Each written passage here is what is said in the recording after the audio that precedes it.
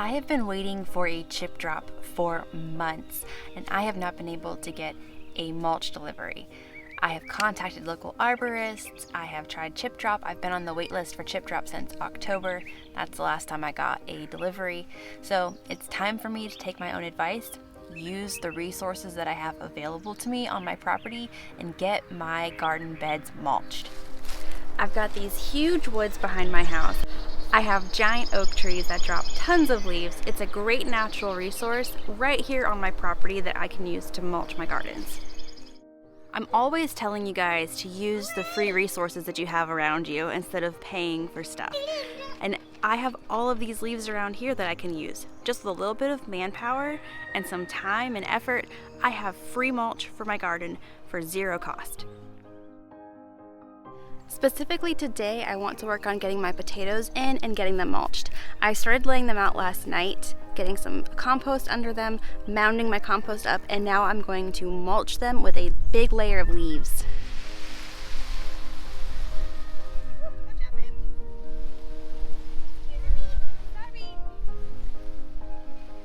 I'm putting this netting over where I'm planting my potatoes because I have cats that like to dig in my garden, and I don't want all my leaves to blow away because we have some big storms coming through the next couple days. But as I keep this cardboard wet, it should allow the roots to grow through into the ground below. I'm using this cardboard to cover up the grassy area since I didn't have enough mulch in the fall to do my entire garden. Then the cardboard should cover up the weeds and kill them, and keeping it moist should let the roots grow through to help create this new section of my garden.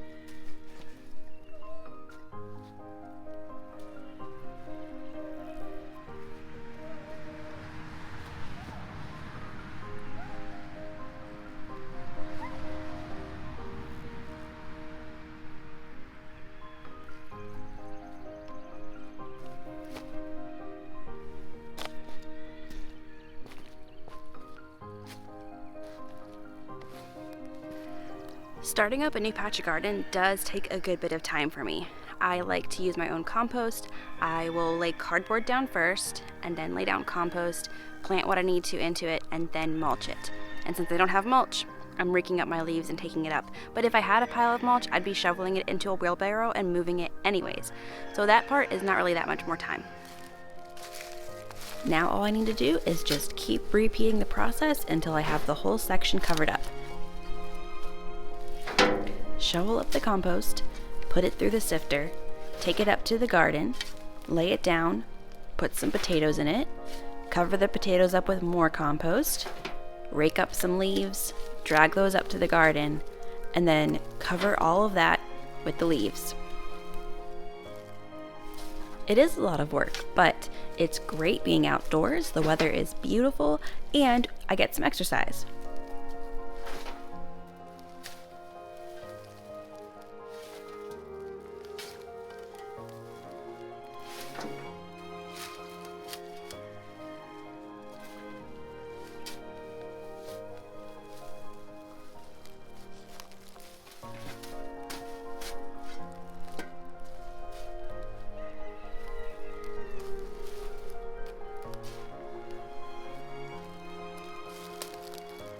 Look at this compost. It is so dark and rich.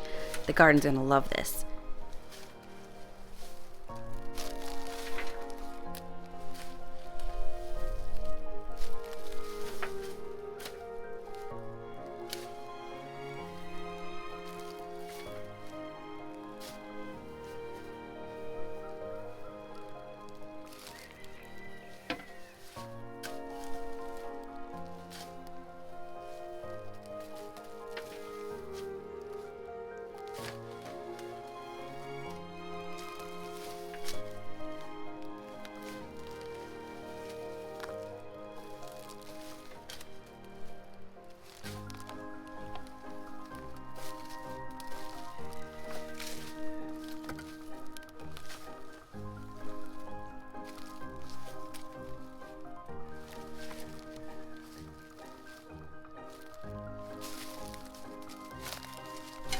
You know you've got good compost when you see lots of worms in it.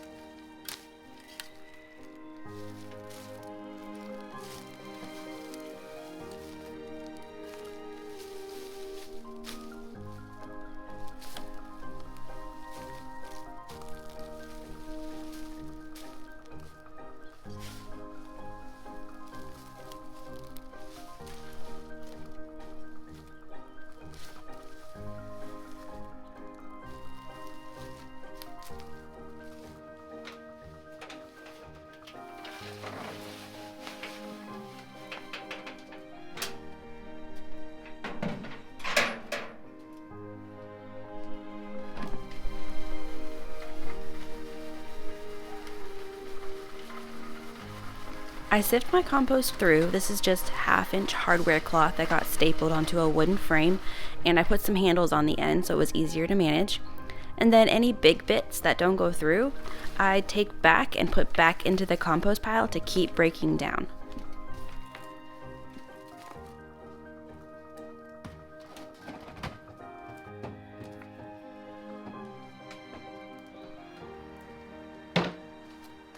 I love using wagons for hauling stuff around, especially big buckets of dirt. My daughter's taking a nap right now, but I can usually fit her and a bucket in here, and then I can cart them both all around.